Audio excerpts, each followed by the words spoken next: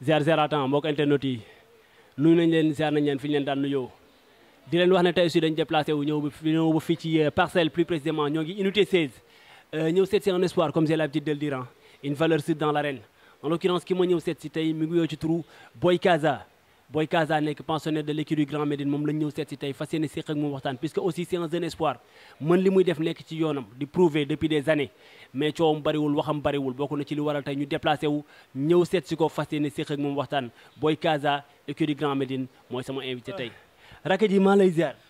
maa ngi lay delloo ziar bu baax a baax di masaw coono Seydina di rafetlu si teewaay bi quoi di rafetlu tamit sa liggéey parce que vraiment li ngay def c'est vraiment très remarquable oui parce que di bàyyi sa yite xam nga di dem si jeune espoir yi di leen won askan wi xam nga c'est vraiment du travail remarquable. jeune espoir yi ñooy màgg nekk mbër yu mag. absolument bu ndaw bi mooy màgg doon mbër bu mag. absolument heureusement. avant tout dama naan lan ngay nuyoo déjà ñi lay seetaan. waaw maa ngi nuyu mbokk internet yi Fentin di nuyu askan bi di sant yàlla bu baax a baax di sant sama ñaari waajur mais tamit maa ngi sant bu baax a baax sama nijaay tonton Justin ak sama tata Estella waaw ñoo xamante ne bi ma nekk Dakar ba léegi seetaanuñu ma benn yoon waaw donc maa ngi leen di nuyu bu baax a baax di sant ñëpp di sant axlu lamb di sant waa diaspora di sant ñëpp di sant àdduna. loolu ngay nuyoo. waaw. bu ñu ne Boy Kaza mooy Boy Casamance. Boy Casamance waaw. Boy Casamance nga jógee. Casamance laa jógee foofu la. Joola pur la. fier de l'être kay. fan nga jógee ci Casamance. man maay jógee région de Ziguinchor département de Souy commune de Moulomp. waaw quartier de Hasuka. Kajinol. Moulomp nga dëkk. Moulomp laa dëkk waaw. loo bokk ak Boy Moulomp. Boy Moulomp sama doomu ndey la waaw. bul booyee ngi noonu. si borom baax la champion la. moom tamit xaw nañoo gëj a gëstu tuuti mais un jour déplacé wu naa dem Bentali toog def ak moom émission. waaw man suivre naa ko di ci rafetlu bu baax a baax waaw si. rakk ji yéen Baadu Joolaa yi dañu bëgg wane ne ñoom moom làmb. bon xam nga làmb suñu cosaan la quoi donc kenn ku nekk boo ñëwee da nga bëgg wane sa bopp xam nga kenn ku nekk bu weesoo sa affaire cosaan mais kenn ku nekk da ngay bëgg wane sa njàmbarte voilà looloo tax tam. courage sa njàmbarte. absolument parce que dama leen di kaañoo parce que man pël la ay kal lañu lu ma neex laay wax joolaay mais déjà buñ ne Boy Moulomp lamb ji dafa jàpp ne du ko bokk ak kenn moom dafa jàpp ne day ñëw jël li mu moom fitwee rëy Eumeu Badiana xam nga ko xam sama doomu ndey la sànq fii la jógee léegi ñoo demoon tey entraînement. Eumeu Badiana waaw. sama cool boy la. boy bu baax la. champion la. moom it nee na ma lamb ji damay jël sama wàll de loolu ma wax nee ma lamb ji day jël wàllam nee na moom jógewul Casamance ñëw fi di bëre pour toog ci banc tous bi titulaire lay joué maanaam nee na Eumeu daf ma bëgg a xamal ne dafa am cër ci lamb ji te da koy jël. non absolument ñun ñëpp kenn ñëw fi pour doon spectateur wala doon benn kii nu mu tuddati waaw benn remplaçant ñun ñëpp dañu ñëw béy si suñu waar te lu ñu mën si làmb waneeguñu xaaj bi sax. ngeen mën ci bëre. lu ñu mën si bëre waneeguñu xaaj bi te lu ci kanam raw li bët incha allah. li ci kanam raw li bët déjà Eumeu daf ma envoyé ay vidéo ay làmb Casamance booy da ngay gis affaire yu fees dell. waaw foofu moom làmb dañ ko fonk. dañu gëm làmb bu baax a baax bien vrai que melul nii comme gars yi nu ñu koy defee si yeneen àll yi mais tamit làmb foofu dafa am doole cosaan la waaw si lañ juddoo si lañ jàngee lépp si lañ yoroo quoi. benn instant dafa am aussi benn côté boo xam ne dama leen estimé Eumeu Badiana dama déplacé un jour dem ba INSEPS fekk ko fa parce que aussi yombul boole njàng mi ak bëre bi. yow su ma jumul ba tey yaa ngi jàng. bon non jàngatuma quoi mais nekkul làmb moo yàq sama jàng parce que sama jàng sax yàqul d'ailleurs parce que dem naa ba université def naa fa lu mot 4 ans. voilà lu mot 4 ans. def nga 4 ans à l'université. waaw te man ba ma tàmbalee bëre tàmbooy laa ko tàmbalee rallier ko ak sport bi. boole ko ak sport. waaw loolu la. ok benn instant bu ñu dellusiwaatee ci sa carrière booy ana Joola ak bëre booy lan moo la boole ak bëre sa histoire ak làmb fan la tàmbalee. non comme ni ma la ko waxee rek. lamb moom suñu deret la bokk parce que suñu dëkk daal boo juddoo da ngay fekk say grand yi di bëre parce que lamb suñu dëkk dañ ko def comme cosaan bu ñu bëyee ba pare def récolte ba pare lamb dafa bokk ci fête yu ñuy organiser pour mën a de quartier en quartier quoi quartier bi mun na dem si beneen quartier bi dem def foofu benn lutte traditionnelle amul fay quoi dañ koy def si fair play xam nga ñëpp di ci kii quoi di ci xam nga. day bokk ci fête yi. absolument après la récolte. après la récolte après l'agriculture aussi dañuy organiser des tournois de lutte de village en village gars yi dañuy dem di bëree seen biir xam nga voilà quoi. mais li ma ci gën a neex mooy que ne nee nga bëre moom seen culture la bëre dafa bokk ci seen aada ci seen cosaan mais aussi booy bëri na fi mbër yu jógee Casamance bu ñëwee da ngay gis ne maanaam café wu ñu jàng dañu jàng ils ont un niveau intellectuel assez élevé maanaam dañuy denc ay bagages intellectuels yoo xam ne lay la wóor ne kii il a fait les bancs jàng na mais jàng bi boole na ko ak làmb ji.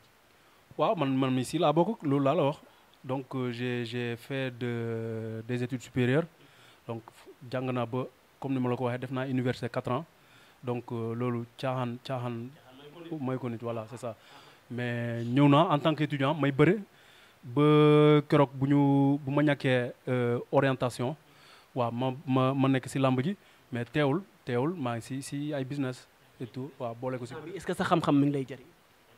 bien sûr jàng looloo tax nit ñi di jàng parce que on n'a pas toute une place dans l'administration j'ai fait tout ce qu'il faut pour ma am li ma bëgg donc voilà quoi mais sama jàng maa ngi siy jëriñoo bu baax ba parce que jël naa si ay xalaat maa ngi si ay business te maa ngi siy sant yàlla bu baax a baax voilà c'est ça. bu ñu dellusee ci làmb ji booy mbapat nga fële Casamance. mbapat naa Casamance bu baax suñu dëkk boo demee xale bu ndaw boo ko laajee Mathieu wala booy Casamance foo munti nekk da lay yóbbu ba suñu kër mbapat naa bu baax a baax. mbapat nga foofu bu baax a baax foofu. toj naa bu baax. boo wàcc dinaa laajte parce que déjà maa ngi yow ñooy waxtaan mais bu ma fi jógee léegi Eumeu Badiane laay woo alors Eumeu booy Casa nee na dinaa ko laaj mooy mu lomp dinaa ko woo booy est-ce que booy Casa li ma wax lu am la dinaa laaj dinaa def sama investigation est-ce que toj nga mbapat. non loolu du lu ñuy laam-laamee am nañu ay preuves. y a des preuves. bien sûr bëri naa Dakar ñëw naa fii ma bëre mbapat naa fi bëri naa fi lii samay drapeau loon gisoo. li may seeni say drapeau. samay drapeau bëri naa fi quatre lamb yoo xamante ne benn daanu ma si. ay combat nommé. mbapat. waaw ñëw naa fi fekk ay mbër yoo xamante ne jël nañu ay tegle nañu ay plus de 7 victoire ku ci mel ni soldaaru ba ma ñëwee fii ba ma ko jëlee sama booy dañu tiit. soldaar balla ci. soldaaru bu xaw ma unité 21 la dëkk xaw ma fu mu nekk. ma daan ndóof bu Ndakaaru daan naa ko fi nu mu tuddati benn tali kii xam na si dara booy mu lomp xam na si dara. yaa deful ay secondes sax. kon mbapat fii bëri nga fi 4 combats 4 victoires. waaw ren moom di sant sama doomu ndey Ibou Ndiaye Obali bu Diofior ak ñoom ondi nga xam nga gars yi mafia bi daf ma jël teg ma sama wet di ànd ak moom dem entraîner di def lu ne. Obali waaw. yaa ngi ànd ak dof de waa jooju dafa ñeme entraînement de. déggoo li ma la wax di ma yóbbu fu ne mu ne ma yow xam naa say qualité il faut que ñu wàcc si àll bi takk sa ngemb lamb yu ma dem yëpp je crois que bu ma daanoo benn yoon la doon te yu ma ñàkk ay par point lañ may génnee maa ngi dem ba ay quart de finale ay demi finale moo xam poids léger moo xam poids lourd lu leer laa la wax preuve yaa ngi fii waaw dem naa ba ñoojoor bëre fa ba demi finale ñu génnee ma par point on était 64 lutteurs j'ai fait 5 combats sama 5e combat lañ ma génnee. fële jël nga fa ay tournois. Casamance bon man sama dëkk du ñu organiser pratiquement ay tournois quoi parce que comme ni ma la ko waxee da ngay ñëw am ay champions yu jógee fële yee jógee fële Eumeu Sène moom fu mu doon nu mu tëddee fu muy bëréwee ak man fi muy bëréwee kiiwul quoi. Eumeu Badiane moom mu ngi dans la zone du Fogny man maa ngi dans la zone du Kassa quoi mais léegi temps yi tàmbale naa dem dans la zone du Fogny am na ay combats yu ñu ma bëgg a tëggal foofu quoi waaw. mais benn instant Casa la première chose qui m'a marqué ci yow sa personne la première chose qui m'a marqué mooy sa premier combat dans l'arène wóop booy da nga déplacer public bu bari supporters yi jóge fu ne ñëw def culture joolaa ndeysaan ñëw takk seen fer yooyu noonu taxaw ci kaw di woy seen woyu joolaa yooyu noonu mu doon loo xam ne dafay capter nit parce que c'est pas quelque chose qu'on voit tous les jours c'est pas des choses qu'on voit tous les jours ndeysaan gars yi ñëw fees fa dell mais supporter la supporter boo xam ne booy day xool ne non lii rafet na nu mu demee noonu. non loolu la loolu comme gars yi nañu koy waxee rek loolu ça fait partie si joolaay quoi. loo xamante bokk ci joolaay bokk si joolaay loo xamante ne mag moo ko moom cër bi mu moom nga jokko ko xale cër bu mu moom nga jokko ko comprendre nga mais comme ni ma la ko waxee combat bii di ñëw bu may bëri le 12 dinañu gis lu raw loolu. le 12 décembre. le 12 décembre parce que paa yi ak maire yi yëpp loo xamante ne amuloon si sama premier combat bi mu ngi am gars yi di créer ay groupe waa dëkk bi yëpp di ci waxtaan. groupe WhatsApp. di ci retrouver di ci waxtaan groupe yoo xamante ne nañu fees del di xàccandoo di dóorandoo. waaw di xàccandoo di dóorandoo ñu jël élan boo xamante ne élan bu extraordinaire di préparer lu graw waaw di préparer lu graw. waajal bu baax combat bu baax a baax a baax. bu ñu dellu see fii ci Dakar sa premier combat dans l'arène bi ma lay wax ni yaakaar la woon. man ak benn boy bu nekk Rebeuss comment il s'appelle encore Njool Jamono waaw moom. Njool Jamono bu Rebeuss moom nga bëreel sa premier moom laa bëreel sama premier. koy kaañoo booy ma ne ko booy tey nga dee yow joolaa bi nga daan bu la gars yi jàppee nañ la teg lu métti. waaw benn ins boobu c'était en tant qu'étudiant ma ñëw sans repère manque d'expérience xam nga ma juum daanu quoi. premier combat dans l'arène. premier combat waaw. mais aussi bëri nga daanu. mais man je me suis dit waa mais joolaay moom est-ce qu'ils vont bien. yow andi nga mbër mu bëri daanu. doo arrêté mais nga andi nga mbër muy bëri ngay supporter mu daanu nga koy supporter. c'était la première fois ma koy gis. non loolu comme ni ma la ko waxee rek. ça fait partie daanu ñu continuer di la supporter. waaw ça fait partie de nous parce que fair play dafa baax ci sport quoi dañ ko war a prôner parce que sa mbër di daanu ngay indi violence amul benn sens quoi amul benn njëriñ. contraire la ñu wone. absolument seen mbër dafa daanu ñu continuer di ko supporter. loolu laa la wax fair play dafa baax loolu day rafetal image lamb kenn defu ko pour ñuy def ay violence wala ñuy yàq xam nga alal jàmbur wala ñuy yàq les biens publics waaw c'est pas bien. du noonu loolu demee noonu. absolument premier combat bi nga ñàkk sa diggante Njool Jamono bu Rebeuss deuxième bi nga am kan. deuxième bi kii laa amoon quoi Valdo numéro 2 waaw. Valdo numéro 2 fàtte naa écurie bu mu nekk. Valdo numéro 2 moom nga bëreel sa deuxième combat. moom laa bëreewoon sama deuxième combat waaw maa ko daanoon quoi. fan nga jaar Valdo numéro 2. bon damaa ñëw rek ñu déclenché xeex ba ñu bëriwee voilà ma dóor ko ay inde yu dal xam nga. gauche droite. waaw après ma songu ko jàpp ko daan ko. lam yi jeex waaw. li gars yi naan après mu jeex. waaw après mu jeex. boobu mooy sa deuxième combat nga signé sa première victoire troisième bi nga am kan.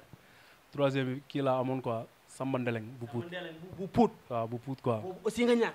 waaw ma ñàkk ko. mais léegi loolu lan moo ko expliqué parce que yow boo nekkee mbapat nekk koo xam ne da ngay constant ci say résultats di teg ay résultats yu yéeme nga ñëw ci arène bi mel ni kuy tâtonner nga bëri daanu bëri daan bëri waat daanu. waaw loolu laa la wax moo tax man la ñàkk expérience la parce que booy jàng man après laa xam ne li ma doon entraîner baaxul quoi comprendre nga parce que da ngay nekk campus di boolewaale peut-être ay examen yooyu préparé xam nga di dem ay fii nu mu tuddati derrière fële l'IFAN di def ay tour di daw foofu. IFAN foofu nga doon entraîner. waaw. yaa ngi université. maa ngi université aw ma benn infrastructure sportive pour ma mën a préparer sama combat. yaa ngi affilié ban écurie. maa ngi Grand Médine mbooloo. non jamono jooju. maa yoon Mathieu Préra quoi. écurie Mathieu Préra école de Mathieu Préra. Mathieu Préra waaw. waaw. léegi après ba ma jógee ba ma paree combat boobu ma ñëw bokk ak gars yi jël ma ay ñoom Blende xam nga ay ñoom Obali di entraîner ak ñoom si laa xam ne man li ma doon def baaxul li ma doon def mënul tax nga doon mbër mais am na benn interview bu ma defoon fii ma wax gars yi ne leen j'ai décidé de devenir professionnel décidé naa doon professionnel te dinaa wane li ma mën waaw pare naa pour wane li ma mën waaw. bi nga ñàkkee sa combat ak Samba Ndeleng. waaw. après bi nga ñëwee Samba Ndeleng kan nga. ma am Boy Balla wala Bébé Balla. Boy Balla bu fan. Boy Balla bu Géejawaay. non Boy Balla bu Pikine. bu Pikine école de lutte Pape Diop Boston. voilà moom la waaw. nu mu demee. moom maa ko daan. yow booy nag yow mën nga daan Boy Balla. Boy Kaza nañu ko xam ne dëgg rek Kaza yow fan nga mën a jaar Boy Balla ba daan. non man ku mën Boy Balla sax mun naa ko daan. ku mën Boy Balla. xam nga wax ju bëri baaxul. waaw bugguma nga pousser ma wax quoi. booy dama lay wax loole tey wax moo tax ma ñëw fi tey bëri woo tey dañuy waxtaan. dama lay wax ne man li ma mën ci làmb defaguma xaaj bi te lu ci kanam raw li bët loolu. li nga denc bagage technique wane goo ko. waneeguma ko te peut-être ku ma xaw a fréquenté tuuti bu dégluwee interview bi wala mu kii dina wax ne li ma wax dëgg la. li la xam ku dem si làmb ji si àll bi daan fa ay Yankuba bu Ñoojoor. Yankuba bu Ñoojoor nekk fi chef drapeau chef de l'État dem CEDEAO am jël fi lu ne. daan nga ko ku daan Pape Diame bu Jonwaar daan ñeneen ak ñeneen daan Pape Mbay bu Joal xam nga. ñoom ñëpp jaaral nga leen ñëpp daan nga leen. daan naa leen te am na ñoo xamante ne daan naa fàtte naa leen sax. mais est-ce que xam nga Boy Balla la moo tax ma ne la booy est-ce que mën nga daan Boy Balla xam nga Caatu Daawda Fall. Caatu Daawda Fall bu rakkul Double Less numéro 2. bu Géejawaay Caatu Daawda Fall mennum Boy Balla moo ko daan jàpp ko daan ba mu leer mu jooy yu métti ba mu ci jógee gis nga boobu ba léegi day jàpp di daji Caatu Daawda Fall lu taxaw ci kanam fël na ko Boy Balla moo ko daan léegi yow foo mën a jaar Boy Balla bu daan ko. gis nga déggoo li ma la wax Boy Balla nekkuloon sama objectif ñeneen lañ ci kaw la ñeneen ñoo fi. absolument Caatu Daawda Fall sax man ak moom làmb boole nañu. Caatu Daawda Fall waaw. yaa daan ki ko daan. bien sûr làmb boole nañu ak ñeneen. voilà. ok kon instant bi noonu nga taxawee. bien sûr. léegi yaa ngi waajal un combat. maa ngi waajal un combat te yaakaar naa combat bi bu ñu si jógee bu soobee yàlla ñun suñu cër gaa dinañ ko jox ba mu mat sëkk si làmb ji. sa cër ci làmb. suñu cër si làmb ji. lañ la ko jox bu soobee yàlla. ba mu mat sëkk. ba mu mat sëkk. bii kan nga war a bëri. parce que dinañu mobiliser dinañu wane spectacle dinañu bëre. mobilisation moom depuis sa premier combat da ngay mobiliser. dañuy mobiliser. moom naa koy seede sama baat sa kaw. waaw c'est ça dañuy mobiliser. bii yoon kan nga am. bii yoon am naa benn boy bu ñu naan Gilo bu benn benn barak la nekk waaw. Gilo bu benn barak. waaw moom nga war a bëri le 4 décembre. le 12 décembre. le 12 décembre. incha allah le 12 décembre ce sera au stade Iba Mar Diop ou à l'arène nationale. à l'arène nationale. à l'arène nationale waaw. kooku kon boobu ngay waajal instant. moom la ñuy waajal. maa ngi ñëw fekk la nga jóge géej demoon rey sa boobu demoon uti doole. waaw si lañ dëkk. bilaay si lañ dëkk. non caaxaanuma ko. yàbbuma sama supporter yi yàbbuma samay mbokk yi. parce que tànk bu ñu teg du tànku caaxaan. tànk bi nga teg du tànk caaxaan. waaw ñoom ñëpp dañuy xàccandoo dóorandoo waa Casamance dañ ma sas. j'ai une mission à accomplir. une mission à accomplir. waaw oui. tu ne dois pas échouer. non j'ai pas droit à l'erreur. je dois montrer au monde entier de quoi nous sommes capables. Nous ne sommes pas là pour utiliser nos qualités intellectuelles pour pouvoir avancer wala nekkuñu di nax kenn. nekkuñu di dóor kenn dañuy béy suñu wax dañuy ñàkk dañuy liggéey xaar résultat waaw. mais dorénavant tu n'as plus droit à l'erreur. non waa Casamance yàbbeewu ma leen ba foofu doy na les erreurs ça suffit maintenant waaw. li ci des dafa war a leer. maa la ko wax te bu soobee yàlla di nga ñëwaat ne ma li nga ma wax confirmer nga ko. kon daal instant bi Casamance képp nañu waajal seen doom am na combat le 12 décembre n'est-ce pas. waaw am nañu ko si donc nañu waajal maa ngi woo ñëpp samay mbokk yi maa ngi woo ñëpp bàyyiwuma kenn waa Casamance de Ziguinchor à Sédhiou en passant par Kolda en tout cas Kulim Dioum woo naa ñëpp na ñëpp ñëw jàpp ci combat bi waaw c'est ça. na ñëw jàpp ci combat bi. jàppale seen rakk jàppale seen doom jàppale seen jarbaat. absolument léegi waaw maa ngi profiter sur cette occasion pour lancer un appel solennel à toutes les autorités de la Casamance waaw. bien soutenir. absolument c'est ça. jàpp financière. monsieur le maire Abdoulaye Baldé. monsieur le maire Abdoulaye Baldé. monsieur le maire député de Ziguinchor Abdoulaye Baldé maa ngi ko ciy woo di ku baax di koo xamante ne dafa am yërmande ci doomu aadama. Abdoulaye Baldé li may wax nii nekkul damay wax pour mu dégg lu ko neex mais c'est un monsieur très engagé koo xamante ne seetaanul benn yoon jeunesse bi surtout man damay wax ci suñu cadre sur le cadre du sport boo xoolee Casa Sport bu ñu jëlee seen sacre il les a reçus et il les a fait une récompense qui est égale à leur sacre. Casa Sport waaw ba ñu jëlee championnat bi mais tamit mu ngi def ay jéego yoo xamante ne yu jaral loué la quoi. honnêtement war nañ ko wax gars yi xam ne kii mi ngi def dara. absolument donc dem nañu Ziguinchor il nous a reçus bien vrai qu'il y a des tensions politiques mais il a tout laissé de côté mu déglu ñu d'une oreille attentive wax ñu ne leen carrément dina leen jàppale ci combat bi. kon nag na ci jàpp. moom kay. aw ma jàppee da cee war a jàpp bu ci jàppul da cee war a jàpp. aw ma ci xel ñaar. sama combat moo yëkkati téléphone am woo ma ne ma sa combat kañ la ma wax ko te combat bi bu mu jotee def na béy na ci waaram. participer na bu baax de façon considérable donc moo tax ma ne la ñi nekk suñu ginnaaw suñu parents yi suñu maire yi waa Xasuka waa Jikomal waa Kañaw waa Kajufolon waa Kafon waa Juromayit waa Elenkine waa Ziguinchor waa Santhiaba waa Efissaw ñëpp bàyyuma ci kenn waaw na ñëpp ñëw jàpp ci combat bi.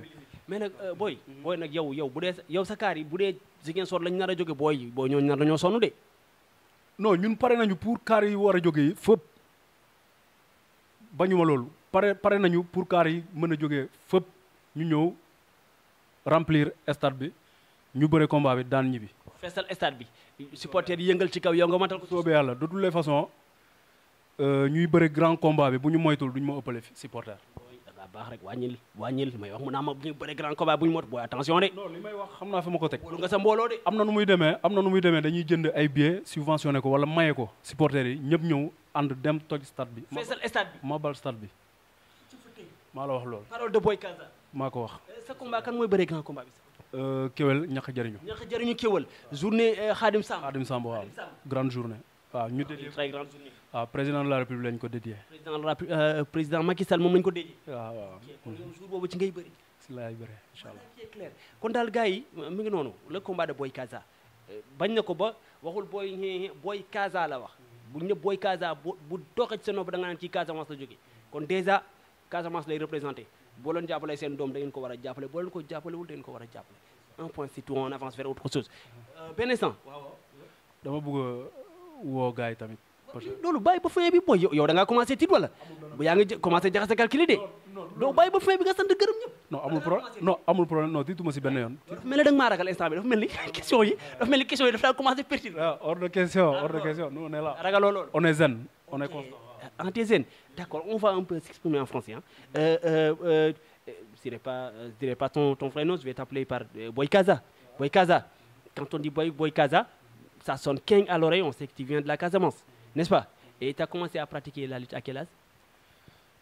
Bon, je ne sais pas exactement l'âge à laquelle j'ai commencé à pratiquer la lutte, mais ça fait très très longtemps, comme je te l'ai dit. À peu près à l'âge de 8 ans, 10 ans, 12 ans? 8 ans, c'est trop. Okay. J'ai commencé à lutter à moins de je peux dire, à 3 ans, je peux dire 3 ans, parce que les mômes, chez nous, les mômes, c'est-à-dire les petits-enfants, pratiquent la lutte. Les enfants qui marchent à peine pratiquent la lutte. Ils se tiennent et ils s'écroulent. Okay. Donc, pour te dire que, pour te montrer à quel point on a commencé la lutte à bas âge. Okay. Oui. Et maintenant, tu as déjà sillonné la raison de Casamance. À Sédhiou, je ne sais pas, tu as déjà pratiqué la lutte un peu partout, là-bas? Bon, je ne dirais pas un peu partout parce que Sédhiou, je n'ai pas encore été. Mais j'ai fait la zone de Kassa, c'est-à-dire de Moulombe jusqu'à Cabrousse, j'ai lutté. Donc, pratiquement récemment, j'ai commencé à lutter dans la zone Fogny, là où se trouvent les Eumesen, quoi. Okay.